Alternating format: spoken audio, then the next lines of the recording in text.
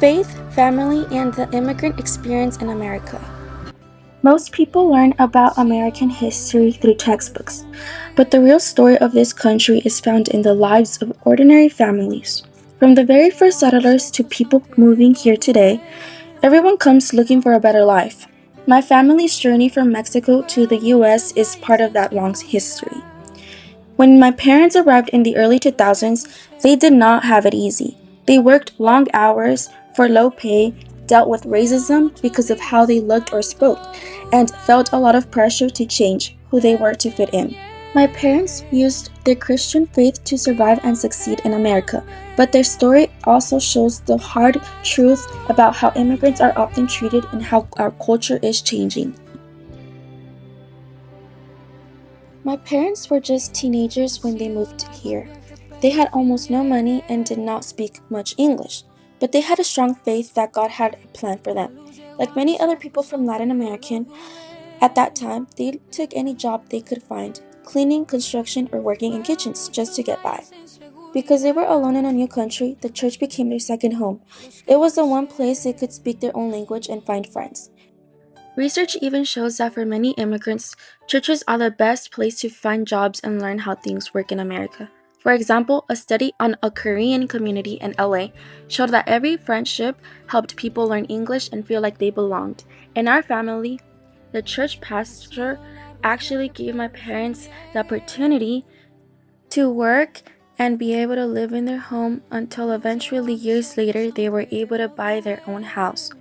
Faith gave them the strength to keep going when they were exhausted.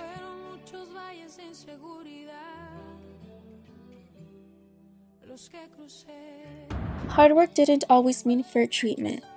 My dad remembers customers looking down on him or talking to him like he was dumb because of his accent. When he worked in fast food, some managers wouldn't even let him take bathroom breaks because they knew he couldn't afford to quit. He wanted to keep the jobs due to our family and be able to provide everything he could for us. Sadly, many immigrant workers are treated like this, like if they were invisible. This reminds me of a famous event in history, the Triangle Shirtwaist Factory fire in 1911. That tragedy, where 146 workers died, forced the country to start making rules to protect people at work. My dad's struggle shows that we still need to fight for better treatment and fair wages for everyone today. What was the hardest day that you had at work? He said,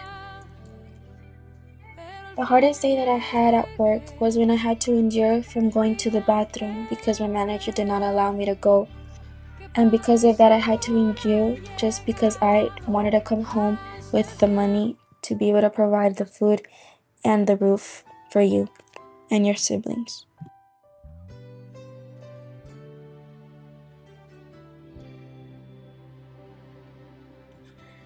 Back in the 1830s, a writer named Alexis de Tocqueville said that in America, faith and freedom go hand in hand. For a long time, that felt true. But my parents have seen that changing. In the early 2000s, about 85% of Americans said they were Christian, but now that's down to about 62%. Because of this shift, my parents sometimes feel like the values they raised us with are being mocked. Honestly, we all know that this is true now, because we see how everyone now has to be careful with what they say, think, and do. We live in a time of cancel culture where people are often judged or shut out just for thinking differently or having religious views. My parents even told us stories about how people have been targeted for their faith, and they warned us to be careful. It's hard when people assume you are a bad person just because you are a Christian. I will be showing some videos about how beautiful it is to me and my family and my community to be a Christian and that we are not bad people.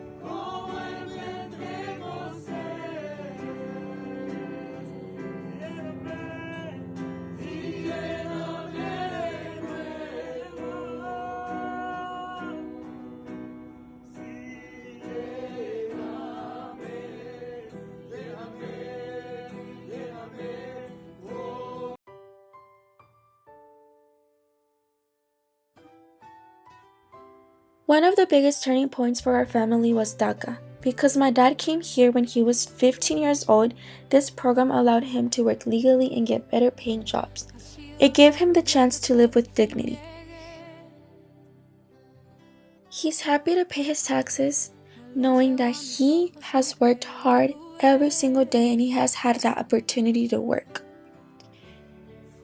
Even though DACA faces legal challenges, my dad keeps working hard.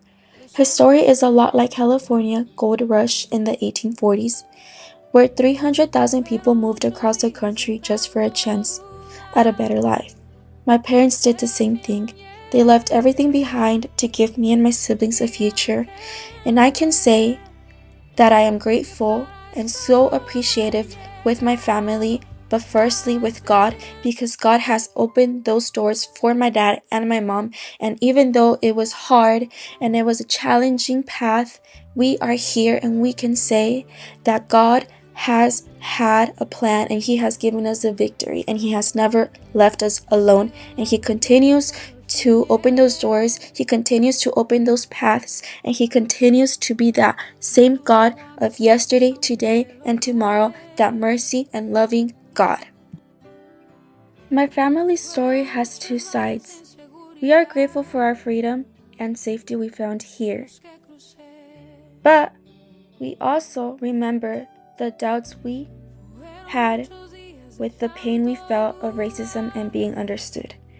We try to follow the example of Dr. Martin Luther King Jr., who said, "We should meet hate with love and keep moving forward."